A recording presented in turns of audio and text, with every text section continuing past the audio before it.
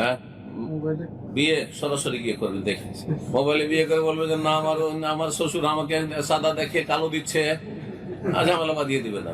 না, সরাসরি বিয়ে করবে। মোবাইলে কি তালাক দেওয়া যাবে? হ্যাঁ, মোবাইলে তালাক দেওয়া যাবে?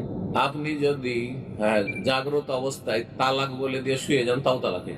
মোবাইলে দিতে হবে না, না জানিয়ে বালিশ লিখে বালিশের তলে রেখে দিলেন, স্ত্রীকে জানাইলেন না, তবু তালাকে। আপনার কাছে একটা কাগজে আমি আমার স্ত্রীকে তালাক দিলাম, এটা রেখে দিল, তালাকে। কথা বলছেন না? হ্যাঁ, আদর করতে করতে বিনোদন করতে করতে তোমাকে খুব ভালো লাগে, তোমাকে তালাক, ও তালাক হয়ে গেল। সালাসুন জিদ্দুহুন্না জিদ্দুন ওয়া হাজলুহুন্না জিদ্দুন, তিনটি জিনিস আছে, যদি আপনি হাসি মজাক করে বলেন তবুও সেটা সত্যি হয়ে যাবে, আর সত্যি বলেন তবু সত্যি হয়ে যাবে।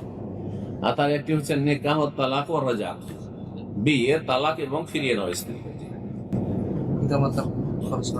পিতামাতার উপর খরচ করা, যাদের পিতামাতা অভাবী অবশ্যই খরচ করা ফরজ।